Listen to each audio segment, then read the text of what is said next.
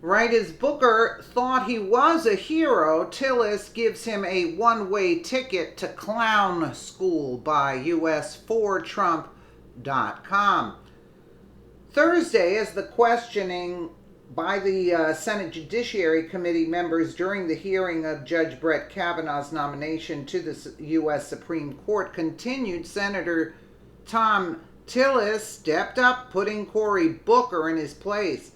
This comes after Booker tried to embarrass Judge Kavanaugh and failed miserably. But now everyone knows the stunt Cory Booker pulled Thursday morning during the hearing of Judge Kavanaugh's confirmation hearing.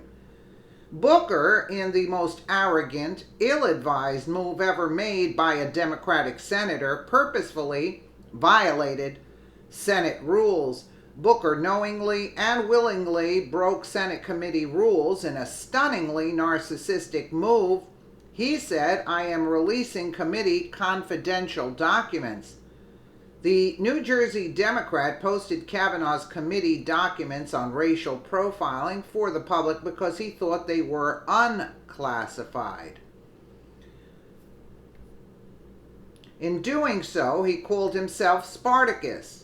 But it turns out it was a big fat nothing burger, as the documents were already released. Senator Tom Tillis participated in a round of questioning and let Booker know exactly what he thought about the stunt he pulled. Tillis explained that the documents had already been released and there was no reason for Booker to do what he did. Right after Booker's circus stunt, Senator Tillis sends him back to clown school. Last night, a request was made by a member of this committee to release files that were deemed confidential by the committee. Our staff stayed up all night complying with the request, and this morning every member of this committee received notification that these files were cleared for public viewing, said Tillis. Tillis continued and put Booker in his place. Every member of this committee had sufficient time to find out these files were released without the theatrics that happened in this chamber today. You could have found out. You didn't need to be Spartacus. You didn't have to invoke civil disobedience because you got what they wanted. Let's take a quick listen. But I want to talk about the timeline that occurred and then what happened this morning. So at about 9:30 last night, we had an exchange where you were being asked to respond to something that you hadn't seen. We subsequently found out it was because it was committee confidential.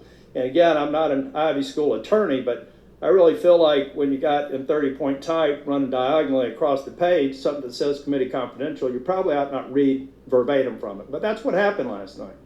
But about 9:30 last night, a request was made to release those documents. That's one of the reasons why I think the staff, because those staff stayed up until about 4 a.m. this morning, talking first with President Bush's people, then talking with the White House and getting it cleared, and they were cleared and in an email box at about 3:15 this morning, 3:30. Now, I don't expect somebody to check their email at 3:15 or 3:30. Maybe some of you do. But certainly, in the 6 hours between the time that email hit your email box and the theatrics that happened on this in this chamber today, you could have actually found out that you didn't have to be Spartacus. You didn't have to go interact with civil disobedience. You got what you wanted.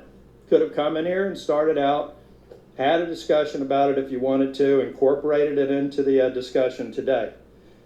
But that would have given you an opportunity to put that in the proper context. So perhaps it wasn't as helpful. Well, the Democrats already knew that the documents had been declassified. It was all for theatrics. That is all that the left has. They cannot win in the arena of ideas.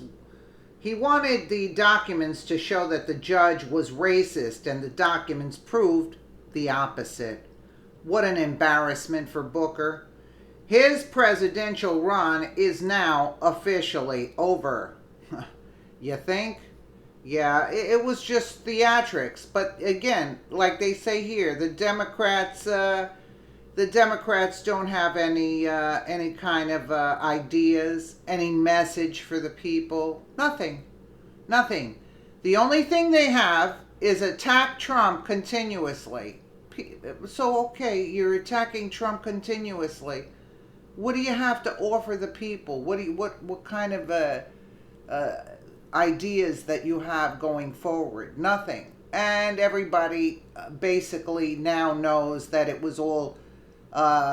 He wanted to be, maybe he shouldn't run for president. He should run for, acting of some sort, audition, I should say, for acting or something.